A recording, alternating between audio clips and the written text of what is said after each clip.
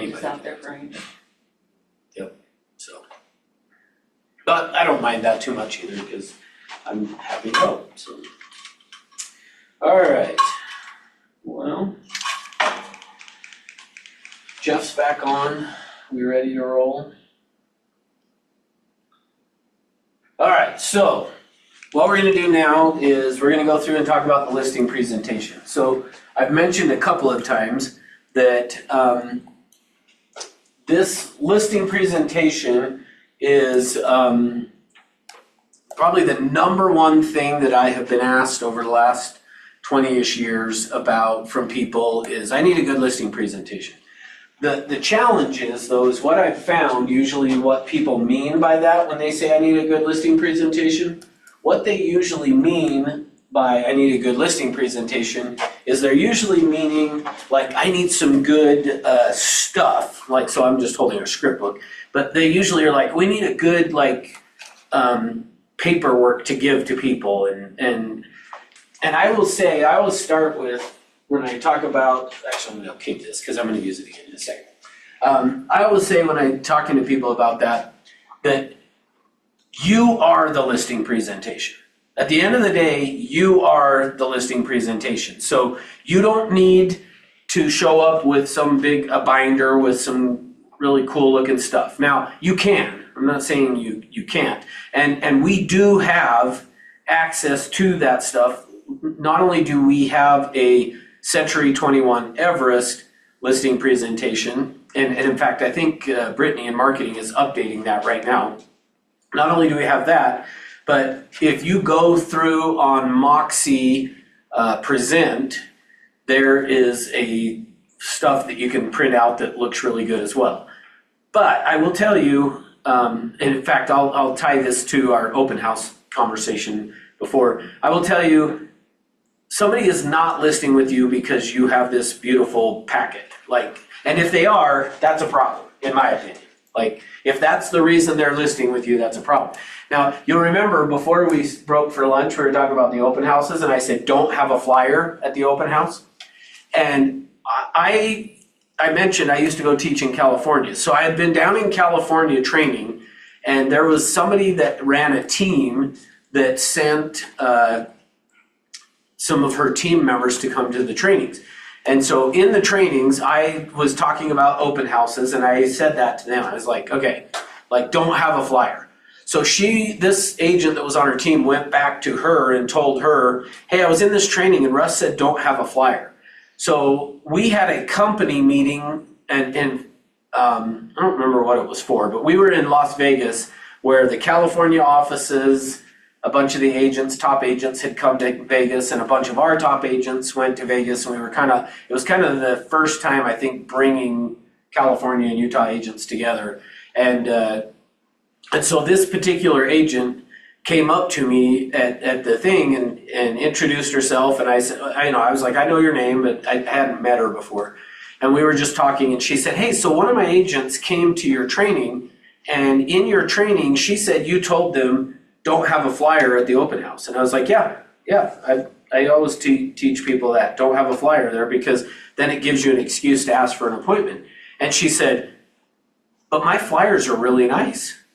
And I was like, well, I'm sure they are. I'm like, I'm not questioning if they're nice. It's not about if the flyers are nice. It's about you being able to set an appointment, and having a flyer makes it harder to set an appointment because now the people don't want to talk to you because they have the flyer. And she's like, yeah, but my flyer's really nice. And I'm like, no, I get it. I get that it's nice. And I said, but are people listing with you because of your flyer? And she's like, I think they do. I think they list with me because of my flyer. And I was like, okay. Then I mean, at that point, it's kind of like I said to you guys yesterday about the agent that said, I say, can we get together? And I get appointments all the time.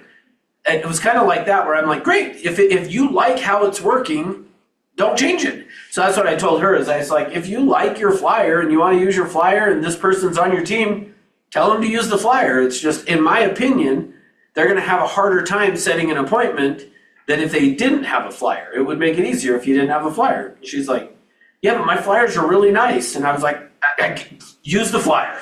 Just use the flyer. What about when you go door knocking before an open house. Yes, so the door knocking before the open house, have an invitation. So not a flyer, not that like gives all the detail about it, but you should have an invitation of you're invited, open house, the address of the property, and then the date and time. Like, but don't have price and all that kind of stuff, because again, I want people to talk to me, and if I give them all that, they are less likely to then want to talk. So have an invitation, but the invitation should just be you're invited, open house, address, dates and times. Okay, so now with that being said, let me tell one other story real quick, and then we'll jump into our listing presentation. So I had one time, this is when I was with Coldwell Banker, we had a manager's retreat up in Heber, and I think we were at the Homestead, if I remember right. Might have been Zermatt, but I think we were at the Homestead. So, because we've done both, but we were up there at the Homestead, and this was like a 2 or 3 day manager retreat that we were up there. We sat in all these meetings, and at one point, and I don't know if this was planned or if the manager just said to the president, I want to show my listing presentation. And so he said to the manager or the president, I want to do this. So we came back from lunch one day and sat down, and he was like, hey, so this particular manager is going to demonstrate how he teaches the listing presentation to his agents. And we were all like, okay. So he then proceeds to go in front of the room of all of the managers that were with Coldwell Banker, and he has a flip chart kind of a thing, a binder that's got stuff on it. And he says to us, okay, I'm going to teach you guys what I teach my agents of how to do a listing presentation. And we were all like, okay. So he takes this booklet, which this is always my concern when somebody says, I want a good listing presentation, and they mean a booklet, a pamphlet, something, is that this is what they're going to do. And this is what the guy did, is he proceeded to go like this, and he opens it up to the first page. And on the first page, it said Coldwell Banker established in 1906 or 7, I can't remember what it was, but 1906. And he says now keep in mind, this is how he's teaching his agents to do it. And so part of why I say this, and I still believe he's not with Coldwell Banker anymore, but I believe he's still a manager out there somewhere. So just know this is part of how your competition is being trained to do a listing presentation, is that, and he said, okay, so here's what I teach my agents to do, is they open it up, and here's this Coldwell Banker, and then they say, Coldwell Banker was started in 1906 after the fires in San Francisco, and it was put together by Colbert Coldwell and Benjamin Banker. And then he would say, they noticed that people were taking advantage of the consumers, and Colbert Coldwell and Benjamin Banker decided they didn't want to do that, so they created a real estate company, and that was the birth of Coldwell Banker Residential Brokerage. Then he would go, Coldwell Banker is part of the Relocation Network, and part of that Carter's Relocation Network, blah, blah, blah, blah, blah, blah, blah, blah, blah. Then he turned the page. The blah, blah, blah, and I kid you not, for an hour and a half, he sat and talked to us about this page. Then he went to this page, and this is how this page works. And all of us were sitting there like this the whole time, like just, when is this going to end? So the only advantage that I see of doing a listing presentation that way, where you're sitting there and going, well, let me tell you about Century 21. Century 21 started in 1972, and Century 21 is the most recognized brand in real estate. Do they care? You're not supposed to talk about Yeah. you're supposed to talk about that. Thank you. This whole listing presentation should not be about you. And in fact, I will tell you that what I have found is most of the time, most people most agents that go out and do a listing presentation, the other thing they do is this. Now, they don't do it exactly like this, but agents will do something like this. They'll show up and be like, let me tell you why you should list your house with me. I am the number one agent in my cubicle. There is not an agent in my cubicle that sells more houses than I sell. And it blah, blah, blah, all that. Like, that is what most people's listing presentation looks like, is that. Let me tell you why I'm the best and why you should list with me. Instead of saying, let's find out what's important to you and what you want to accomplish. And if I know what's important to you and what you want to accomplish, then I can know how to help you out. So just recognize that that's the way that most agents approach it, is they're either showing up with some type of a binder and they're going through it, boring the person to death, to where the client finally says, I want to list my house with you if you'll stop talking about yourself and or your binder. Like, if you'll close it up, tell me where to sign. Like, that's one way to do it.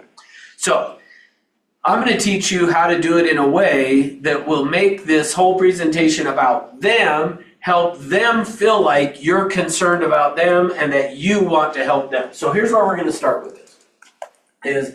I always want to start with basically just talking through to you in terms of, at Century 21, we believe that your job as a real estate agent is to be a leader.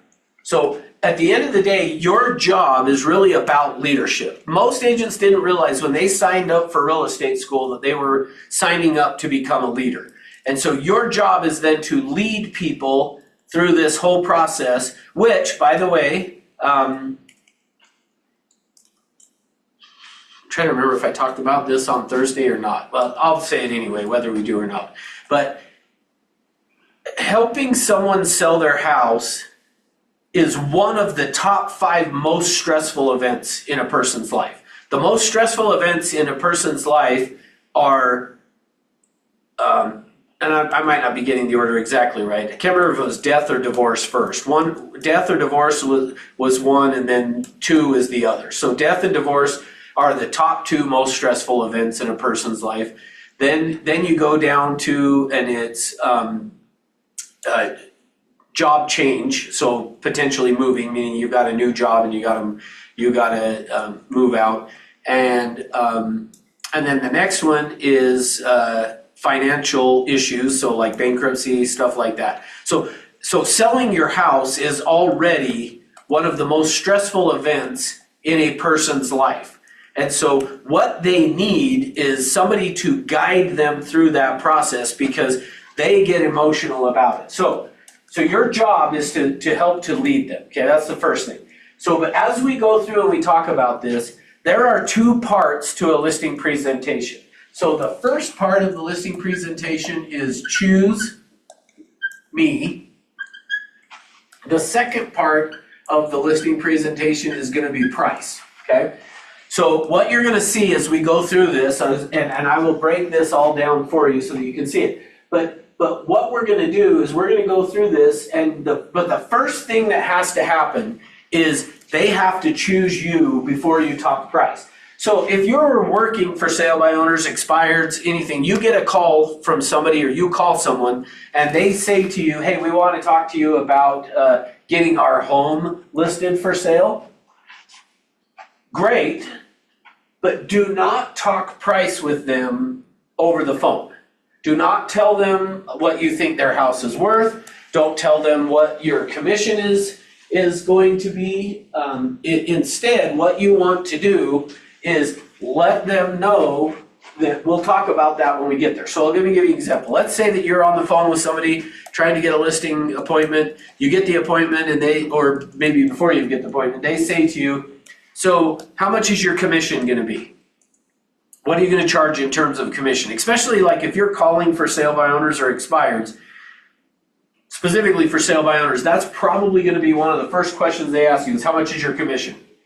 So what you want to do is say to them something like this, is either, hey, that's the first thing we're going to talk about when I get to meet with you, is we'll go through and talk about what that looks like. But generally what I say to them is, I usually say to them, you know what, the good news with that is that commissions are negotiable in the state of Utah. So in order for me to figure out what the commission is going to be, I first need to sit down with you and hear what it is that you're wanting to accomplish. And then once I know what it is you want to accomplish, we will then put together a plan of how we're going to accomplish that. And part of that plan will help me decide in terms of what the commission needs to look like. So ultimately, what you're selling them is, hey, commissions are negotiable. It could be anywhere from 0 to 7% is what I usually, actually I said 8 because I've done a lot of 8% listings in the past. So I would usually say to people, it could be anywhere from 0 to 8% is what the commission is going to be. But I first need to sit down and hear what it is you want to accomplish, because without knowing that, I don't know what strategy we should approach to helping you get the home sold, therefore knowing what we should do in terms of our commission. So the end result is what I'm telling you. Do not talk price. If they're saying to you over the phone, well, how much do you think my house is worth? Hey, that's a great question. And before I can give you what I think your home would sell for, I first need to sit down and find out. First, I need to come see your house and see what upgrades and stuff like that you have. Then I'll put together a market analysis and we'll figure out, based on what you're wanting to accomplish, we will then land on what we should do in terms of the oh, sorry, I had somebody text me. But so then we can figure out what we're going to do on the price. So, and the reason why you don't want to give price over the phone is, in their mind at that point, all agents are the same. So at that point in time, they're looking at you as you're the same as every other agent out there. There's no difference between you. So all I'm looking for is who's going to do it for the cheapest. And the truth is, a lot of times agents feel like and think that, well, all a seller cares about is what the commission is, and they're going to list with whoever's the cheapest. And that's not true. Meaning, if you look out into the parking lot here, you're going to see a wide variety of cars. All the way from very expensive Mercedes, there's the Cyber trucks out there, couple of Porsches, BMWs, all kinds of different vehicles out there. So does not a car, regardless of the price, now I know there's some exceptions to what I'm going to say, but regardless of the price, doesn't it just get you from point A to point B? So why would somebody go spend $200,000 on a car when you could go buy one for $20,000 and it does the same thing? So why would somebody go spend $200,000 on a car? I mean, we used to have an agent with us, he's not with us anymore, but he drove his Lamborghini here every day. So he was $250,000, $300,000, I think, on that car. Why? Luxury image. Okay, yeah, that's right. So the point being, people can see a benefit to it. There's something about it, and we'll get more into this on Thursday when we talk about the buyer side of stuff. But yeah, keep in mind, the reason people buy different kinds of cars, we don't all just go buy the cheapest car, is the same thing with somebody listing their house. And in fact, it's interesting because ever since so total side note for a second, the whole lawsuit that Seitzer Burnett lawsuit in Missouri, I think it was, or Kansas, wherever it was, Kansas or Missouri, one of the two. On those, the whole point of that was agents are charging too much, and therefore we should not have to, the seller shouldn't have to pay the buyer's agent's commission, which the whole thing was just stupid. Like from day one, I was just like, this is so dumb. Like other countries try to do it the way that they were proposing for that, and somewhat has come through. But it was kind of like, it's so dumb because the other countries want to copy what we're doing because it works. Yet, because of the settlement in that lawsuit, we had to change up how we were doing it. And interestingly enough, I think they just finalized the appeal on that just a year later after the whole thing. They've now finalized that. And it's interesting because NAR actually even went back on that lawsuit now and was like, yeah, we don't, no, we're good. We don't need to change anything. Let's just leave it how it is. And the reason why they've left it how it is agents are making more money. So like that's the sad thing, so don't be offended. I know you went to law school, right? But these attorneys thought they were doing this great thing, and the only people who benefited from that lawsuit was the attorneys, because agents are actually collecting more commission now than they were before. And here's why, is listing agents would go in and take a property and list it at 4 or 5% and then offer 2 or 2.5 on the MLS, and agents would just accept what was out there and move on. Now, what happens though is the agent shows up, and instead of listing the property at 4 or 5%, which would be 2 or 2.5, they're now just going in and saying, my commission's 3%. So now the seller is paying 3% on that. And then on the buyer side, the buyer's agents are getting, now there's antitrust stuff, like I'm not suggesting price fixing, we can charge different commissions. However, most of the time, agents on the buyer side are going in and saying, okay, my fee is going to be 3%. Then they go write an offer and they ask the seller to pay the buyer's agent commission. And if the seller doesn't want to do it, then the buyer's agent is typically saying, well, they've signed a buyer broker with me for 3%, so you're going to have to pay 3%. And it's funny because it's specifically up in Park City, this is where I would say I've noticed this, is up in Park City, before the lawsuit, almost everything up there was 2% because of the higher price stuff. So agents were getting 2%. Since then, buyer's agents writing offers, we had one that an agent in our company listed the property, and it's somebody that he knows, so he wanted to give him a little bit of a deal. So I think he did it at 2 or 2.5, I can't remember. But then said, we'll offer whatever, we'll see what they come in. They got an offer that was a little less than full price, but the buyer's agent said, we need 3%. And our seller countered back, we'll give you 2.5. And when they countered it back, that other agent was like, hey, my clients decided they're going to go buy a different house. And the agent even said, what are you doing? Up here in Park City, we all get 3%. It's at least 3% is what we're going to get. And so ultimately what I think happened on that was the agent convinced the client, you're going to have to pay me the difference. And they were like, well, let's just go buy a different house then. Creates a conflict of interest. Yeah. So anyway, it's just interesting because the whole idea of that was to save commission, and yet now here it is, they're paying more in commission. So it's just interesting that, and I want to make sure you guys understand that commission's negotiable. It is 100% negotiable. I'm not saying we price fix or anything, but it's negotiable, but people are charging more commissions now. So on this, I'm not going to chalk price of their house or the commission over the phone. I want to set an appointment to sit down and talk with them about it. So now, how do we get them to choose us? That's where we want to go next. So there are a few things that have to happen. Some of these you're going to be familiar with that we've talked about before already.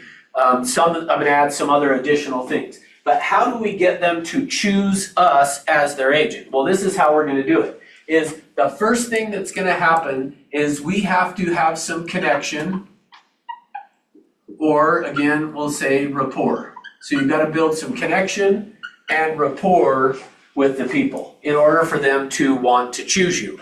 So what I'm doing now, just to make sure you guys are clear, so I'm going to give you the steps that are going to be involved in them choosing us. Then we're going to come over here and I'm going to start to lay out, here's how you want to do the listing presentation. And as I lay it out for you, I'm going to show you how it fits into these pieces, because there's some things that have to happen first for them to choose you. The next thing that has to happen is they have to feel safe / they have to trust you, okay?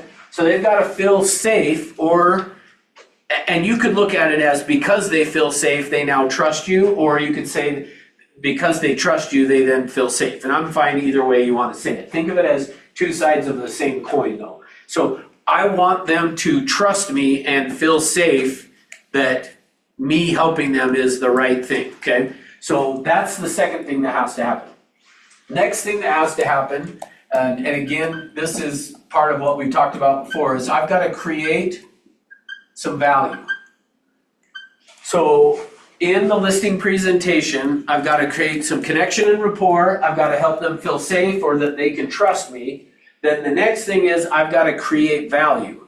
And then in addition to creating value, the next piece of this is I need to separate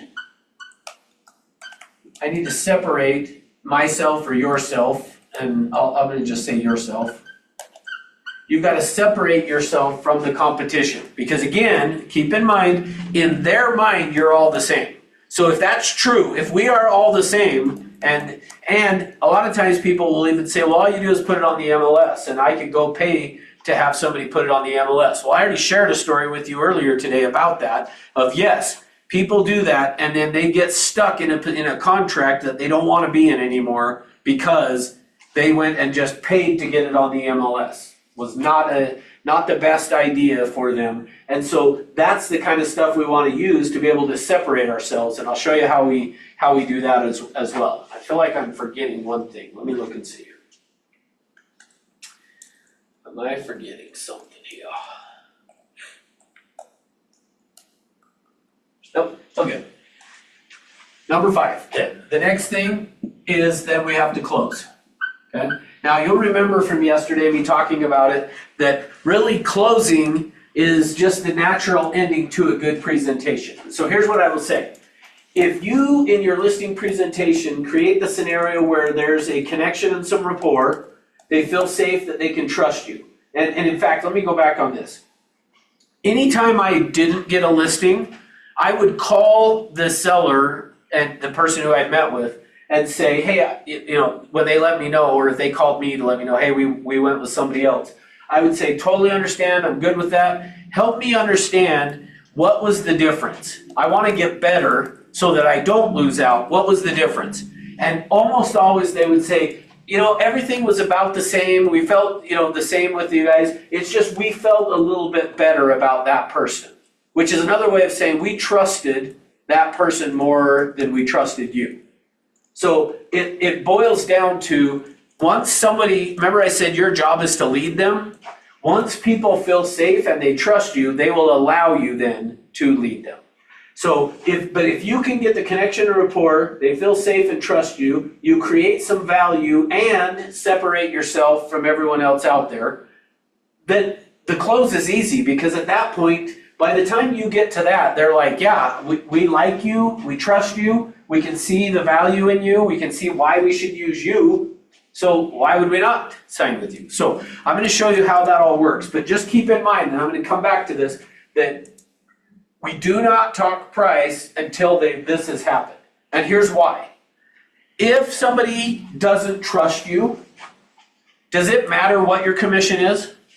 Like It can only go south. yeah, if they don't trust you, even if you said, I will do it for free, if they're like, I don't trust you, there's a reason you're doing it for free and I don't know what it is, so I'm not going to use you. Like, if they don't trust you and feel safe, the commission doesn't matter until they've chosen you. Once they've chosen you, now we can talk about commission. And again, hopefully at that point they can see the value of using you. So I brought up that I did a lot of 8% listings. Well, how I did that, and we can't really do it this way anymore because of how they've separated the commissions. But in the past, I always told people, look, we've got to sell your house 3 times to get it sold once. And that doesn't mean we're going to get 2 offers that fall apart before we sell your house. What it means is we got to get 3 different people to agree on your house. And the first people we got to get to agree on it is going to be the agent. We got to get the agent to want to show your house. And the way that's what's going to happen with that is we got to have the agent see the value in showing your house. So like I said, this doesn't work anymore necessarily. You still can make it work. But we got to get them to see the value in it. Now, so we still can do that, by the way. The only thing you can't do is say on the MLS or anywhere that is linked to the MLS what you would offer in a commission. Which, by the way, on that too, just as a total side note for that, this settlement on that, and I don't think will change back, I'd be surprised, but that settlement is only in place, I think for 7 years. So we've already been a year, so now it's only 6 more years that we have to do that. And then after that, we could go back to the old way if we wanted to, which I don't think we will because, like I said, agents feel like they're getting more money this way. So why change it? So what I would do though is I would just say, we got to get agents to want to show your house. And if we are offering 4% to whoever brings in the agent, I promise you, if I walked into our office today and said, hey, I got a seller, and we can do this. If I walked into the office today and said, hey, I got a seller who, if you bring a buyer to their house, they're going to pay you 4 or even 5%. Every agent would be going onto their website of internet leads and doing a search for people who want to buy a house similar to that.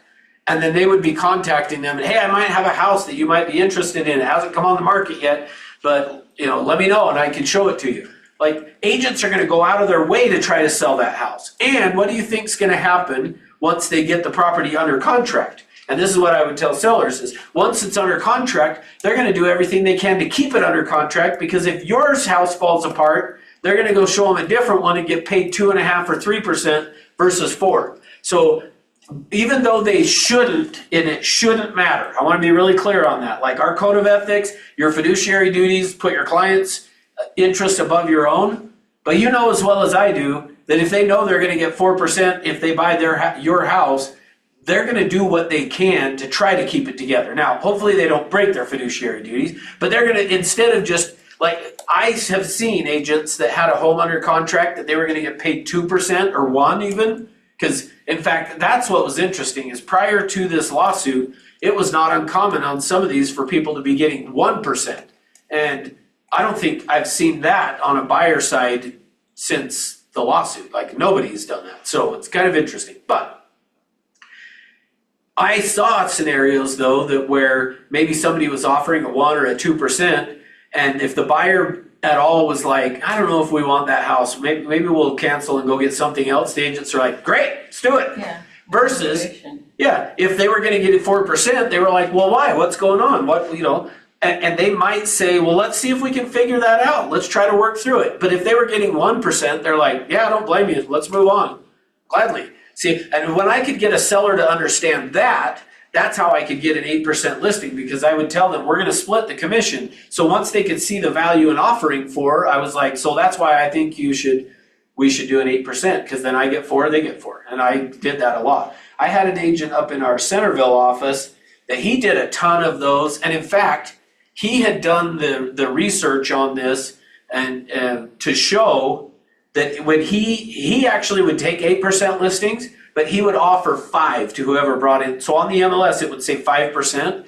And he was doing this during 2010 and 11 when prices were going down. And he was actually able to, every one of his houses that he did that on sold at the top of the market. Like, it was the highest price sale in that area. And again, it's because agents were looking at it and going, 5%, I'm going to get 5% if my buyer buys that house. So 1, they would try to find people to do it. And then 2, they wanted to do everything they could to negotiate the deal to come together and keep it together, because then they were going to get 5%. So he would go in and show sellers that. He would show them, hey, this house over here, we did an 8% commission. I kept 3, we offered 5. I kept trying to tell that agent, if you will do it 4 and 4, you'll still get the same result. Because an agent at 4% is still excited about selling that over the other one, and then that way you get 4. And he was like, no, I think you have to offer 5. And I was like, whatever, but do it. But he would go in and show the sellers, I just sold this house last month. Let's look at where it sold compared to the others, and he'd show them that like they got top dollar by doing that. So anyway, that's why we don't talk price until because we got to first have them see the value in it. Now, let me finish real quick, even though I know this doesn't have a whole lot to do with it. The second people we got to sell the house to is the agent, or sorry, not the agent, the buyers. We got to get the buyer to want to make an offer on it. And that's going to be done through price and commission. And then the third person is the appraiser. We got to get the appraiser then to buy off on the price that we did as well. Okay. So that's how I always approach it with them is we are trying to get your home sold, but it's going to take 3 different ways of doing it. And to some extent, it's really only 2 now, but I would still say educating your client, your seller, that, hey, when we do get an offer in, probably one of the worst things we could do is try to negotiate whatever they're asking for in commission. And we actually still do have an agent in the company that is charging on their buyers 4% and then going and negotiating and getting paid the 4%. So just know you still could do that, okay? All right, next. So now that we have this in place, let's go through and talk about how we're going to approach this, okay? And so the first thing that we are going to do is I want to go through with them, and we're going to do something that I call TAP, okay? So I'm going to put number 1 here is TAP, and that's an acronym. TAP stands for thank, so in fact I'll just put it down here. Thank, we want to thank, acknowledge, and promise. Okay? So the first thing we're going to do when we get to their house is you want to do a thank, acknowledge, and promise. So we call it here, you'll hear people talk about the TAP. And so when you hear somebody say TAP, that is thank, acknowledge, and promise. Okay? So as soon as you get to their house, we want to hey, thank you for taking the time to meet with me. And then we want to acknowledge something about the house. And it could be even acknowledging, hey, when we talked on the phone about me coming out here, I know one of the concerns you mentioned was blah, blah, blah. And so we want to acknowledge that. The other thing you can do on acknowledge is when you pull up to the front of the house, if they've got a great curb appeal, so whether it's a flower bed, like whatever it is, they painted the door a cool color, I don't know. But whatever it is, when you get there, you could acknowledge that too. Hey, thank you for taking the time to meet with me. By the way, I noticed the curb appeal outside. Who's responsible for that? And then they're either going to say he is, she is, whoever it is, and you'd be like, wow, like that's amazing. It looks so good. And here's the other thing that I like to throw in on that acknowledge, is I might say, who has the green thumb? Who's the one who put together that flower bed out there? Oh, she did. Oh, man, great job. That flower bed, I just want to acknowledge you. Like, that looks so amazing. When we take pictures of your house to put it up for sale, it's going to look so, that flower bed's going to make the outside look so great. So now you'll notice I did a little subtle like, hey, when we take pictures to put your home on the market, so I'm already telling them that's my plan. Okay, so I give them a subtle, hey, when, same thing, like the curb appeal looks great, man. When we have the photographer come take pictures for the MLS, that's gonna look awesome. So I'm acknowledging them, but I'm also giving them that little bit of, hey, we're planning on selling your home. And then the last one on this is the promise. So I'm gonna thank them, I'm gonna acknowledge either what we talked about before, hey, I know you said this was really important and I'm gonna make sure we talk about that. Or I know that the house looks great. Now, what happens if you get there and the house doesn't look great?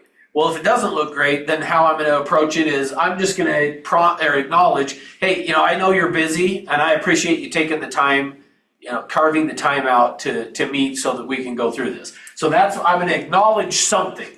Either something we already talked about, something about the house currently, or just their time, taking the time to meet with me. And then the final thing is the promise. So I'm going to thank them, I'm going to acknowledge something, and then I'm going to say, I promise no matter what happens today, whether you end up listing your home with me or not listing your home with me, I'm going to give you some great information that is going to help you make the best decision for you, whether it's to sell or not sell. But I'm going to give you some good information. So I'm going to promise them basically that the time spent together is going to be worth it. They're going to get some information that helps them make the best decision. Okay. So I want to start with always thank, acknowledge, and promise.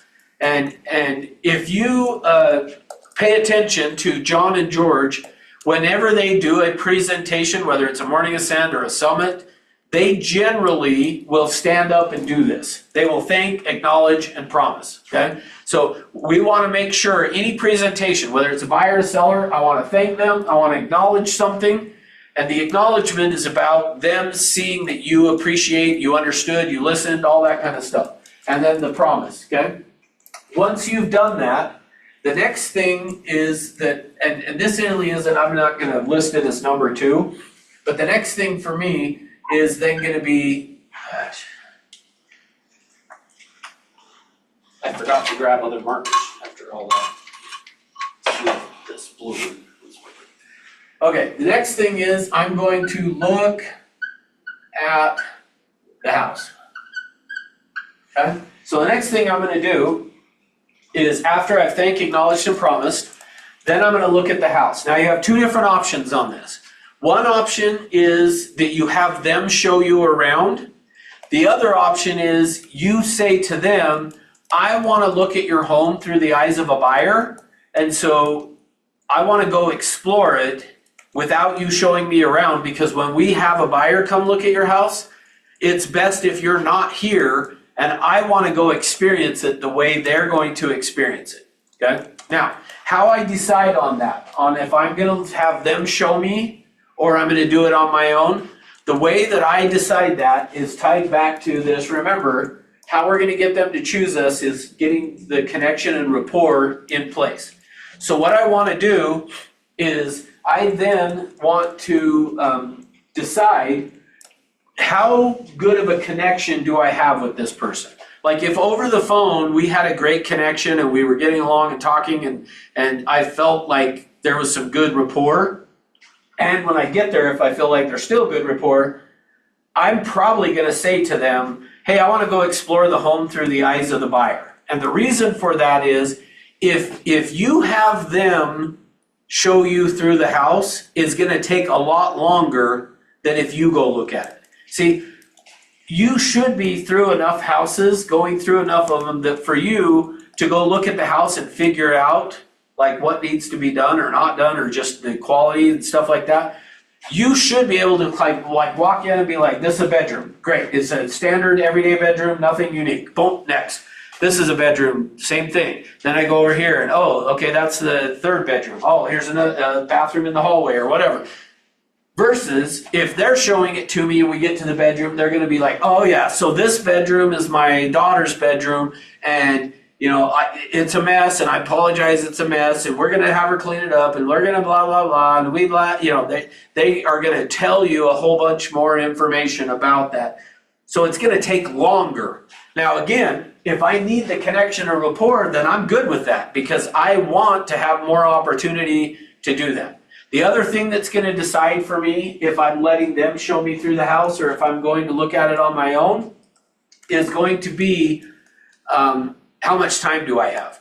If I've got another appointment or somewhere I need to be right afterwards, then I'm definitely going to say, hey, I want to go explore your home through the eyes of a buyer. I want to go look at it the way that a buyer is going to look at it. Now, so with that being said, if you go by yourself, don't go too fast, even though you could go faster, don't go too fast because if you go too fast through it, what's going to end up happening is they're going to then think, we didn't even take time to look at it.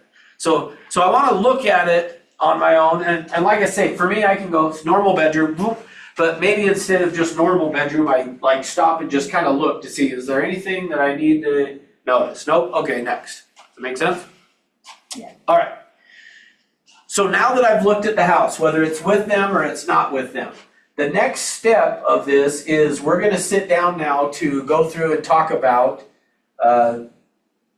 the process. But before that, number 2 is I'm now going to give them an overview. So here's how I like to word this. Is I'm going to say overview, or I might say plan, or I like to even say MAP. And MAP is an acronym as well about motivation, ability, and price, okay? But here's what we're going to do is everybody wants to know where you're headed. Meaning, if for whatever reason, I just all of a sudden said, and this won't make as much sense for you guys that are on Zoom, but if for whatever reason, I all of a sudden said, oh, great, the bus is here. Let's go get on the bus. What's the first question you're going to ask me when I say, perfect, the bus is here. Let's go get on the bus. Where are we going? Yeah, notice that the first thing you're going to ask is, well, wait, where are we going? See, we want to know where we're going. And so what I want to do with this overview is the chance for me to tell the client, here's where we're headed. Here's where we're going to go to, okay? So here's what I'm gonna do with this overview then. So the first thing I'm gonna tell them, and this is what it's gonna sound like, is, and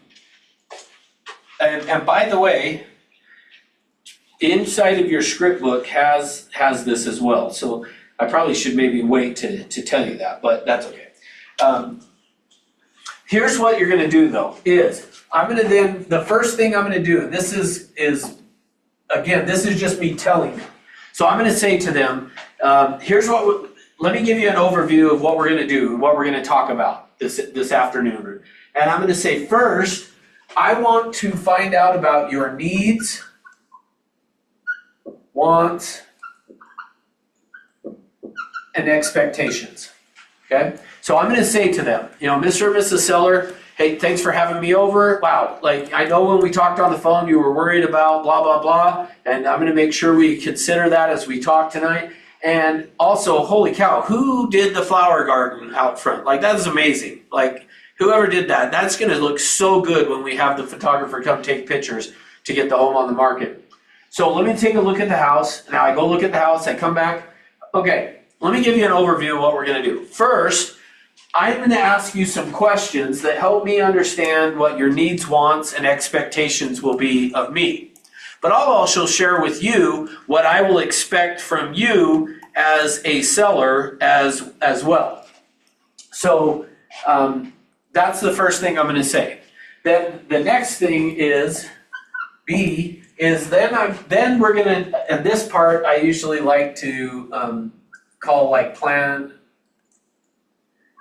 Actually, I'm gonna call it differently than that. I call it two different things sometimes. So I'm gonna say it this way.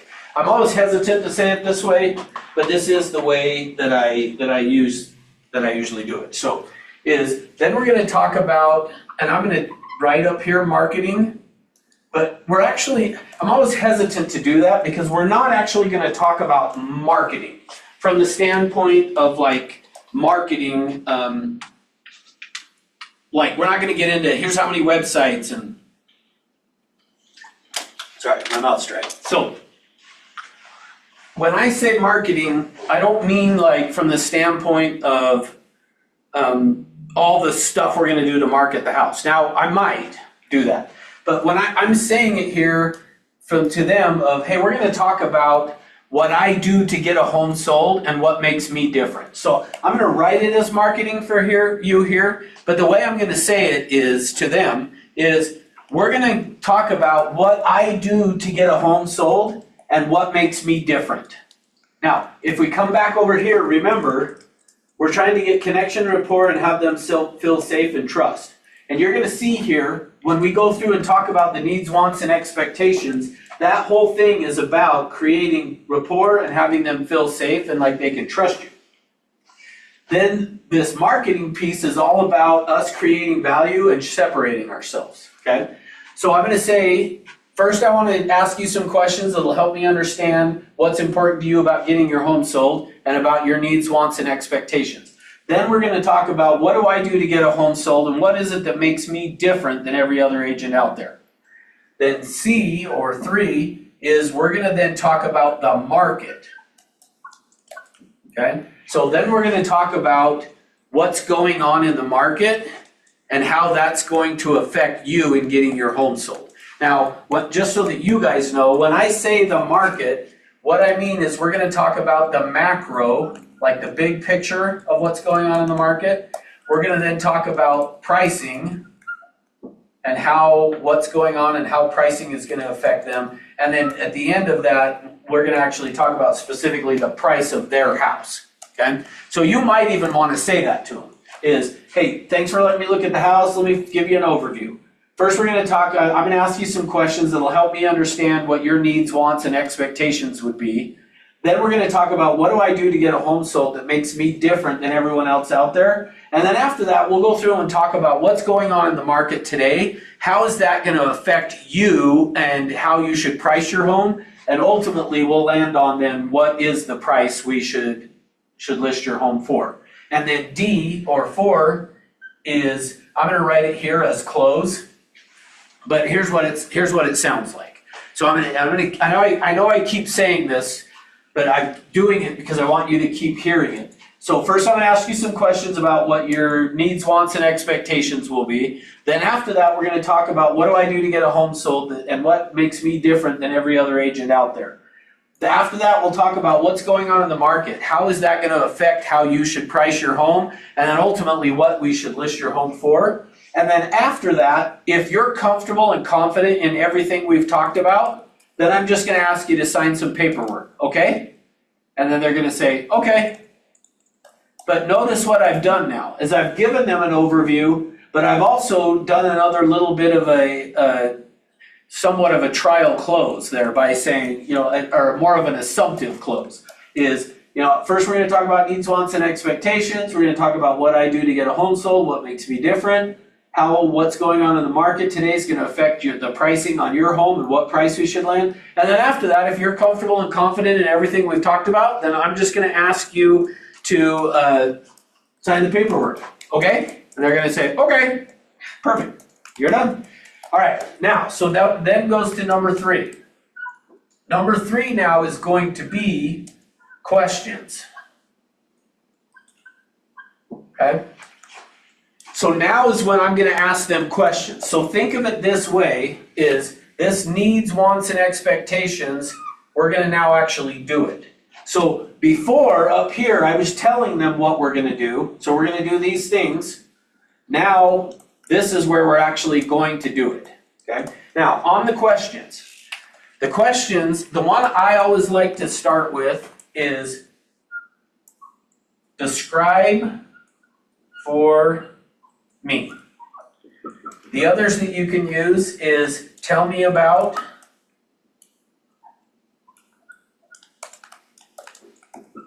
you can use a share with me, or help me understand. Okay?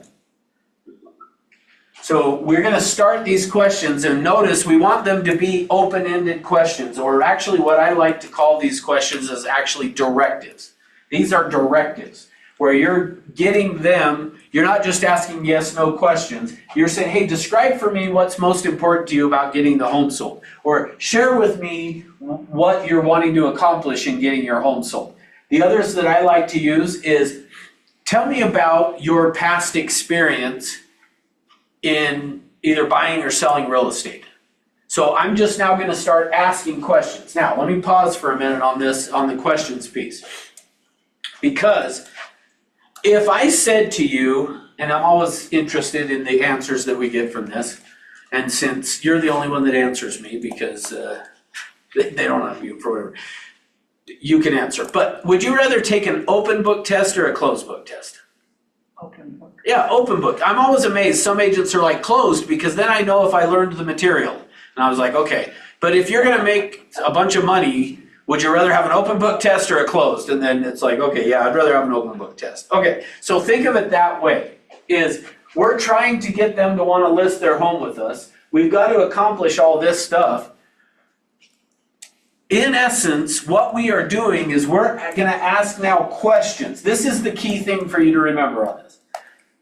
We're asking them these questions with the idea of asking the questions being, I want to get all the answers to the test. And think of it this way. They will give you all the answers to the test if you ask. If you ask, they'll tell you the answers to the test. If you don't ask, they won't tell, and then you got to hope you pass the test. So what we are trying to do with these questions is to find out what are the answers to the test. So that's why for me, I'm going to start with, hey, describe for me ultimately what you're trying to accomplish. So now they're going to tell me what they want to accomplish. But then I'm going to say, hey, tell me about your past experience working with real estate agents. And then they're going to tell me about past experience. And I'm going to say, so what kinds of things did the agent do that you liked? And then they're going to tell me. And then I'm going to say, well, what are some things that you feel like they should have done? And then they're going to tell me. You might even ask, what would the experience have to look like? And this is a great question too, is what would the experience of you selling your home with me have to look like in order for you to want to refer me to all your friends, neighbors, and relatives? And then they'll give you the answer to the test. They'll tell you what it would need to look like.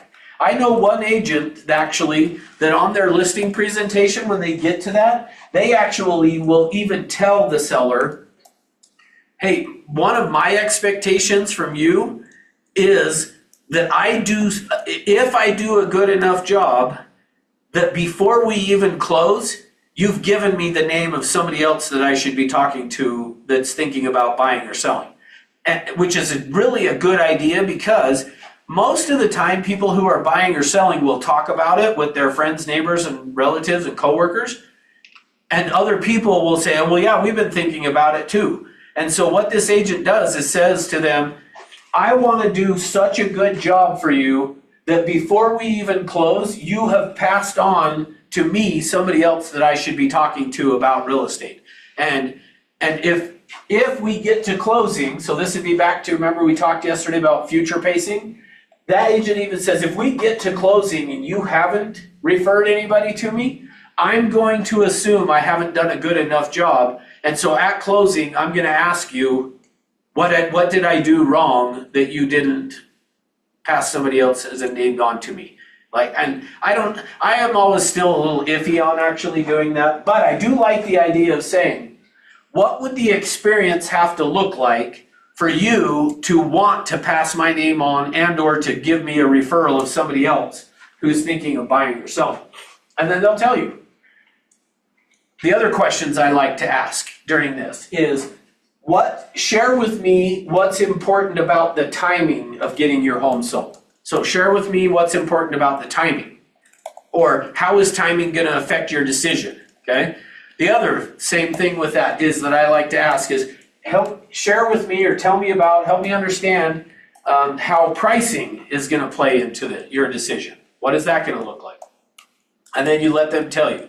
So again, just keep in mind, the key thing on this is you want to ask the questions of them that is going to have them give you all the answers to the test. So you're looking for, you might even just say, hey, so share with me, ultimately, how are you going to decide who you're going to list your house with? Ultimately, what's going to be the decision making on that? See what they say. They'll probably give you the answer to it. So you're just going to ask enough questions that you can get them to tell you all the stuff that you want to know. And again, on that, it really is just a matter of, hey, share with me what's important. What would it have to look like? What would an experience look like if you felt like I wasn't giving you the service that you needed? Another one, share with me what you will expect from me in terms of communication. How do you want me to communicate with you? And they may say, I don't know, just text me once a week of what's going on. And which, by the way, I'm going to make sure, I personally, this is just personal preference, I like to say to them at the listing appointment that if we have not received an offer within a month, I want to sit down with them again, either at the office or at their house, face to face, to talk about what's gone on and make a plan. Because I want to make sure that I'm helping them get the home sold, and you'll see why in just a minute of where that comes from. But what I'm going to do is just ask questions. Now, the final question that I like to ask on this is when I feel like I've asked every other question that I need, and to some extent, based on when I say, describe for me ultimately what you're trying to accomplish, may give me additional questions that I'm going to ask. But at the very end of this, I'm going to say, okay, share with me or tell me about, help me understand, describe for me one of those of what is your biggest fear? Tell me about your biggest fear in getting your home sold. Or you might say, share with me your biggest concern in getting your home sold. And then what I'm going to do, or what they're going to do, is at that point, they're going to when they tell you what their biggest concern is, that's the thing you got to take care of. If you take care of that, whatever their biggest concerns are, sometimes I might even ask it as, tell me what's going to keep you up at night. What would keep you up at night during this process? And they may say not knowing what's going on, not getting it sold, whatever it looks like. But I want to get them to tell me what their biggest concern is, what's going to keep them up at night, what their biggest fear is, whatever you want to call it. See, and again, I'm going to keep saying this. I'm just trying to get them to give me the answers to the test. Tell me everything that's important to you. Once I've gotten that, now in fact, actually, let me give you an example of that. So in California, we had an agent that had an opportunity for a listing, and this was a number of years ago. So today, that listing would probably be worth 15, maybe even $20 million, okay? So this agent has an opportunity to go get the listing and says, what do I do? Well, we tell them, go through and do exactly what we're talking about right here. Just follow this process and go ask those questions. So, and by the way, he was competing with 2 other agents on this. So he had been told, hey, we're going to interview 3 agents and then we're going to choose who we go with.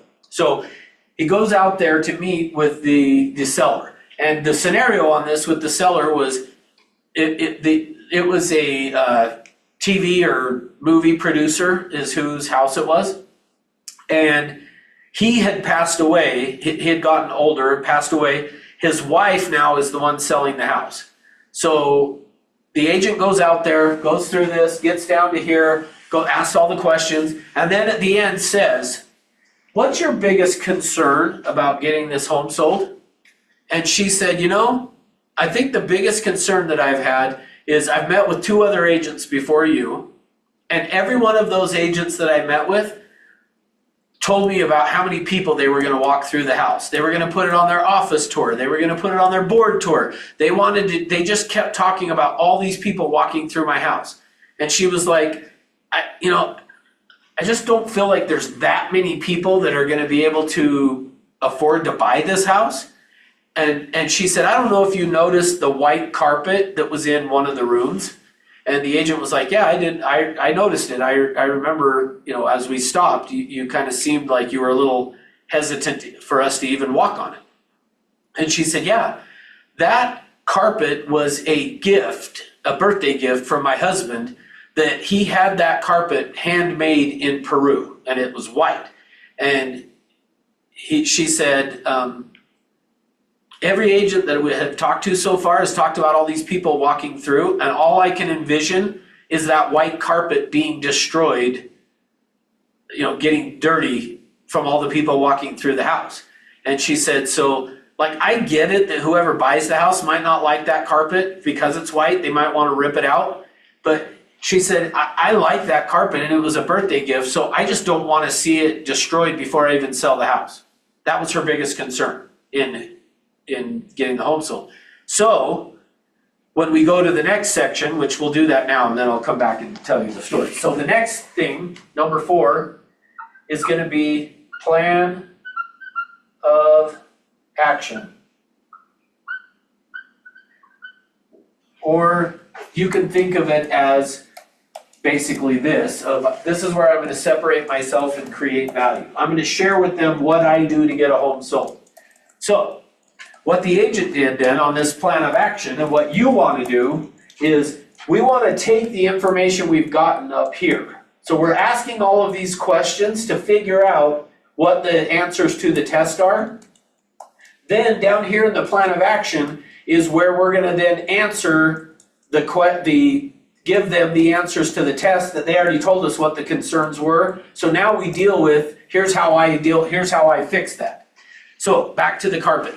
So she says, I just picture it being destroyed. So the agent says, all right, well, let me tell you what I do that's different than every other agent out there. And this is how you want to do this too. Under this plan of action, you want to create this separation of yourself. So what the agent did and what you want to do is you want to say, yeah, what you're talking about is exactly what happens. Most agents, now because she said her concern is all the people walking through, you're going to say, yeah, that's not uncommon. Most agents are going to want to get a ton of people to walk through your house. And the reason they're doing that is because they want you to feel like, look at all the people that I brought through your house. Look at all the people I made aware of your house, which is not how I work. Let me share with you how I work. So basically what you're wanting to say to them is, here's how most agents do it, but let me tell you how I do it. And then what the agent said is, I'm actually not gonna put your house on our office tour. I won't put it on the board tour. And in fact, there are some people that will call an agent and say they want to go see a house just because they want to go see a home that's worth 15 or 20 million dollars, and they want to go see it.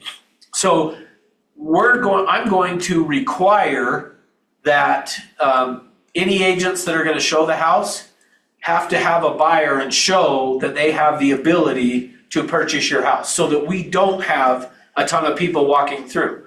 But then, even when we do have people come walk through your house, I'm gonna go down to the medical supply store and buy a box of booties that I'm gonna put by the front door, and anybody that comes through your house, we're gonna have them put on those booties, so as they walk through, you know they're not tracking dirt or anything from outside because they've got these booties on, which, by the way, I am always more in favor of that than a seller saying, the people need to take off their shoes to see the house. Like, if you can get the seller to instead let you buy a box of booties, or them, whoever, but have those just by the front door that people could grab and put on and walk through the house, much better than saying, hey, you need to take your shoes off as you go through the house. Just FYI, I think. So the agent said, I'm gonna go buy this box of booties, we'll have it there, and we'll make sure that anybody walking through the house. So first, we're gonna make sure they can afford to buy your house, and then second, we'll make sure they wear these booties before they see the house. Guess who got the listing? And it was over a box of booties. So if they can if you, as an agent, can understand up here what is most important to them, what are they worried about, what are they concerned with, then what you do is down here in the plan of action, you go through and answer, here's how I deal with your scenario. So let me give you a couple of other examples, just so that you have something to work with. This is the hardest part about me teaching a listing presentation, is because I don't know what they're gonna say up here to be able to tell you what to say here. So that's why the best thing you can do is get as much information here. Once you get that information, you should know what to do here. But here's what I'll give you if you don't know. So if you're a newer agent and you're like not sure what to do and you're worried about it, what you could do up here is you could say, let me tell you what this is gonna look like. I'm gonna ask you some questions to find out what's important to you about getting your home sold. Once we've done that, then I'm gonna go back to my office and put together a market analysis, and I'm gonna put together a presentation for you to come back to show you what I do to get the home sold and what your home is worth. And then after that, if you're comfortable and confident, I'll just ask you to sign some paperwork, okay? Okay. Then that way, if you're concerned, once you gather the information, you can say, perfect, this gives me what I need. Let me go back to the office. I'll put together how I'm gonna take care of all those things. And then you could come to the office and be like, all right, Russ, help me put together and answer this plan of action based on these questions. And if for whatever reason I feel like you need more questions, you could then call and be like, hey, I thought of some other things I wanted to ask you. And then we put together the plan of action and go back out, okay? All right, so I'll give you a couple other examples though, on this plan of action. Let's say up here, you were doing an expired listing. And on that expired listing, they told you one of their concerns was their previous agent they listed the house and then they disappeared. They didn't ever show up again. And they were frustrated because if the agent would have given them some feedback and told them what they need to do, they would have done it, blah, blah, blah. Well, then down here, what I'm gonna say is, yeah, again, how you wanna do this is, most agents, that's how they operate. Most agents are gonna do that. They list the house and they feel like now they've got it, they don't need to keep you updated on what's going on. Unfortunately, that's not uncommon, but not me. Let me share with you how I work. Let me tell you what I'm gonna do in helping you get your home sold. And so from there, then what I'm gonna do is I'm gonna say to them, so here's what I'm gonna do. And I will even put this in the contract if you want me to, that I will call you every Friday between 10 and noon. Or you decide what time. But I'm gonna call you every Friday, or you could say Monday. Some agents like to do it Monday. I always like to do it Friday. But I would say I'm gonna call you on Friday between 10 and noon and give you an update. And in fact, I will put in the contract that if I ever miss a Friday of calling you, that you could cancel the contract if you want to. Like, that's how committed I am to making sure that I contact you every Friday. So I'm just gonna take what they set up here, apply it down here. Here's how I'm gonna resolve that concern for you. Here's what I'm gonna do is I'm gonna make sure that I contact you every Friday. And not only that, but I already told you guys, I wanna sit down with you. If we haven't gotten an offer after a month, I wanna sit down with you and we're gonna go through and talk about what's gone on and what we need to do next in order to get the home sold. How do you feel about that? And they're gonna go, yeah, that sounds great, perfect. So again, if you've asked the questions up here, now you just answer them down here. Okay, you were concerned about that, here's how I'm gonna fix that. You were concerned about that, here's how I'm gonna fix it. So I'll give you another example if you're wanting to separate yourself. Another one that you can use that I've used in the past and again, only if they were worried about like safety or something like that up here, but then I may say to them, hey, yeah, let me tell you about my key box. So most agents, or I might even say some agents, will put a key box on that's just a contractor box that their client could be looking over their shoulder while they punch in the number, and then they have access now to your house. But let me tell you about the key box that I use. The key box that I use has something that's called a call before showing code, or we call it a CBS code. And I'm gonna put on a key box that has that CBS or the call before showing code so that even an agent couldn't just show up and open your key box without knowing that call before showing code. So now here's the truth. Every key box out there, the ones we get from the board, does that. Most agents don't know it does that though. So I'm gonna separate myself by saying, let me tell you about my key box. The key box that I'm gonna use has this call before showing code on it. Now, I don't like to use that call before showing code because it just makes it a little more difficult for agents to show the house. But if they're concerned about it up here, like let's say that it was a husband saying, I got this job transfer and I'm leaving my wife behind and I don't want people to just come access the house. Great, we're gonna do this call before showing. I'm gonna put that code on there and I'm gonna use one of my key boxes that has that. That way, without that code, even an agent can't access your house unless they have that code. So that's how you want to do this, is these plan of action is all taking the information they gave me, then saying, here's how I fix that problem that you're worried about. And then you tell them how you're going to fix it. That's it. Okay, next thing that I'm going to do is, let me go like this here to separate this out. So the next thing I'm going to do, now remember, over here, choose me, then we'll talk about price. So where I'm at right here on this is I feel like by the time I get to here, I should have done all of this stuff except for close. All of this should be done. I should now have separated myself. They should see that I'm different because I keep telling them based on what they said here, most agents do what you didn't like, I do it different. Most agents do this, I do that. Most agents, not uncommon for an agent to do this, I do that. Like I'm separating myself from the competition right there, okay? And along the way of that should create that trust and safety, the connection and rapport. They should see the value of working with me. But before I go on to step 5, which step 5 in this process is going to be price, okay? Before I go on to that though, I need to find out, have they chosen me? So the way I'm going to find out if they've chosen me is I am now going to ask them before we go here. So I'm going to do, I'm going to write it down here as choose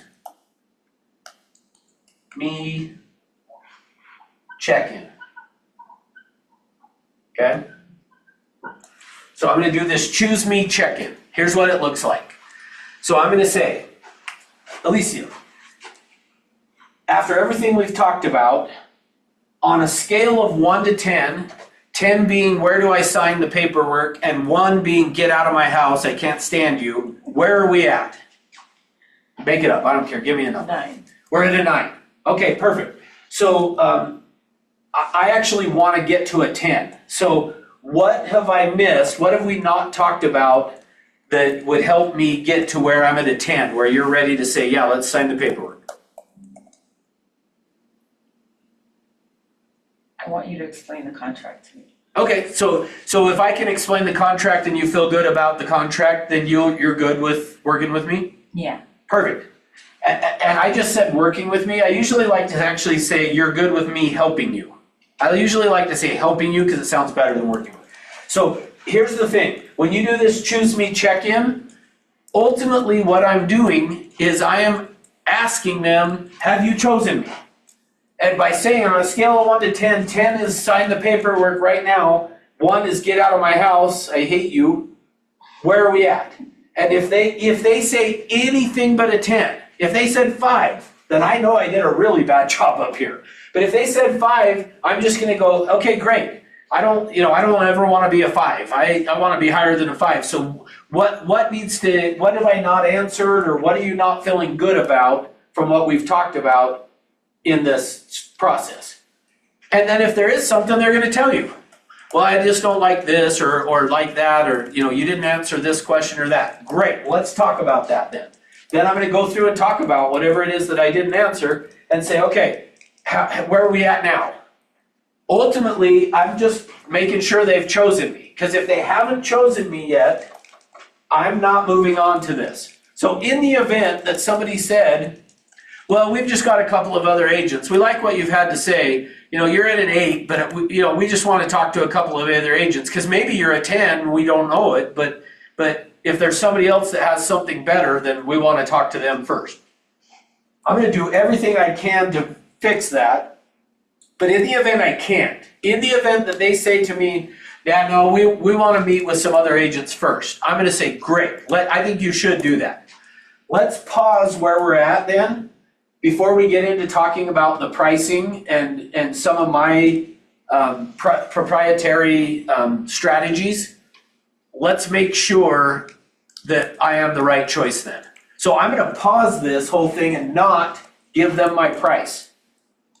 I'm not going to tell them commission, I'm not going to tell them pricing, and I always tell them, I've got some strategies that I share with my clients once they have committed to listing their home with me, that I want to share it with you, but I first want to make sure you've chosen me to be your agent before I give away my proprietary information.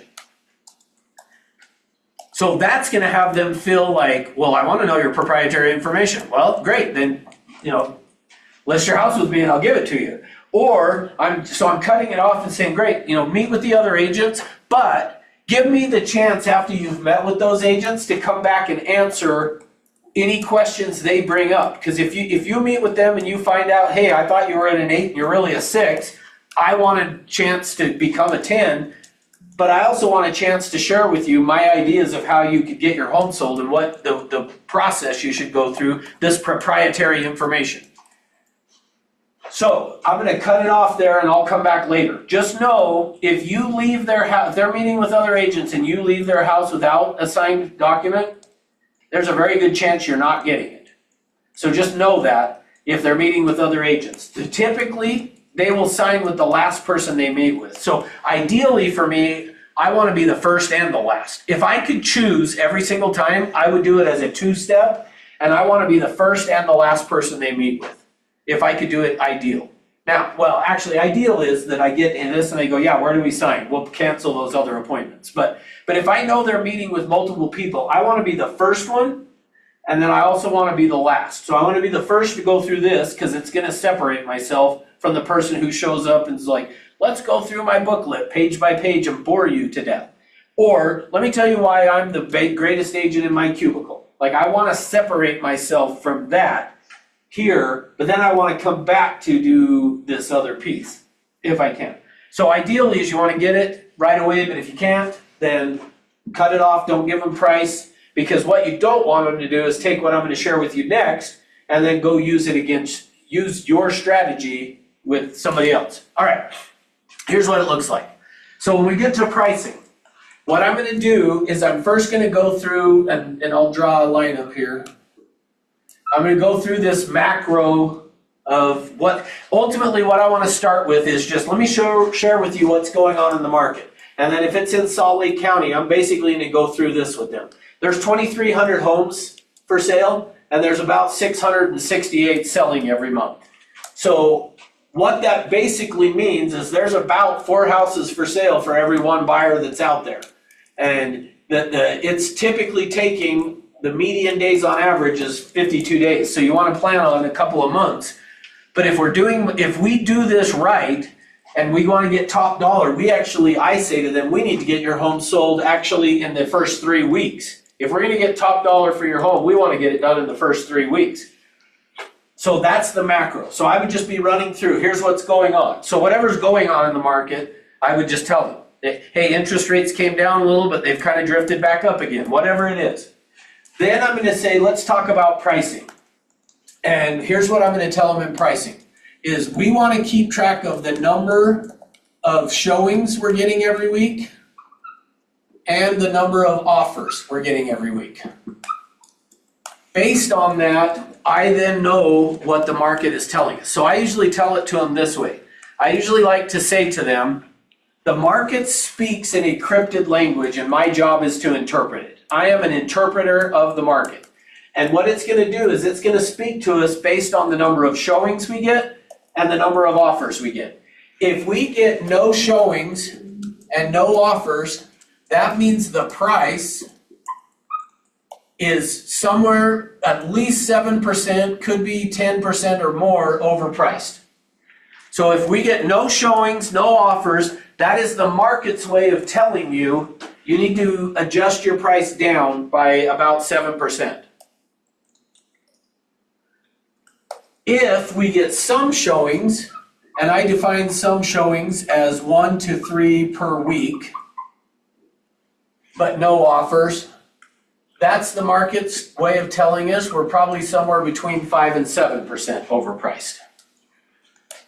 A home will sell when it's within 4% of the market price. If we have it listed and we are within 4%, it will generate an offer. But if we are getting no offers, and again, this is every 3 weeks, okay? So I'm gonna write up here, every 3 weeks, so for me, it's like, basically I say to them, once a month, I wanna sit down and we're gonna look at this. But if we go 3 weeks with no showings, no offers, the market is saying you're way high on your price. Because people are looking online and they're seeing your house, and I'll be sending them a report that shows that. But if people are seeing it online and not coming, it's their way of saying, based on what we see, your price is too high. If we're getting some showings but no offers, that's the market's way of saying you're 5 to 7%. Once we get to within 4%, it should generate offers. And if we're getting offers and can't come to an agreement, then we're probably still just a couple percent too high or something. But generally, that's not going to happen. Then once we've gone through and talked about the pricing, then I'm going to do the CMA for theirs. On theirs, typically the way I like to do the CMA is I'm going to get 3 solds. I'm going to have 3 under contracts, and then however many actives, but ideally maybe 3 actives as well. And I'm going to show them, here's the solds, here's the actives, here's the under contracts. Based on that, I sometimes even like to say to them, which category do you want to fall in? And they're going to go, well, I want to be in the solds. Okay, great. Then we need to price your house according to the solds. If you want to be in the actives and staying on the market, we price according to them. So if we just are looking at it saying, hey, I want to generate an offer and get under contract, we want to price where those are at. So ultimately, where we really want to price their property is where the under contracts are, because that's telling us what's going on in the market. Okay? Then, once we have gone through and done that, then number 6 is I'm just going to close. Okay? And here's what the close looks like. Now remember, I've already back here said, on a scale of 1 to 10, where are we at? Well, we're at a 9. Okay, well, what would have to happen for us to get to a 10? You need to go through the contract with me. Great. So as soon as we go through let's talk about price, and then after that, we'll go through and talk about the contract. And if you're good with the price and the contract, are you comfortable having me be your agent? Yes, great. Then I'm going to go, let's go through this. Then I'm gonna go, okay, let's talk about the contract. I'm gonna go through the contract with her. Once we're done with that, I'm gonna say, okay, so how do you feel about the price and the contract? Good. Feel good about it? Okay, so did you want your home to hit the market on Wednesday or Thursday this week? Wednesday. So I'm just gonna do an assumptive close. Hey, did you want it to hit the market on Wednesday or Thursday? Well, she said Wednesday, great. Well, now, it's already Tuesday, so I'm gonna probably say, well, we need to get photos and all that kind of stuff first. I can put it on and I can use some photos from my phone, but I wanna get a professional photographer out there. So we'll get the professional photographer out there, get things taken care of, and then let's go ahead and get the paperwork signed. So notice how easy the close is. If you've done this right, back here, I've said, hey, where are we at? We're at a 9. Okay, well, what do I gotta do to get to a 10? Go through the documents and stuff. Okay, great. Now we've gone through it. You ready? You wanna get it started right away, or you wanna wait till next week? Next week's fine. Great. Well, let's sign the papers for next week, and I'll get the photographer ordered, and I'll get everything going. All right. Questions?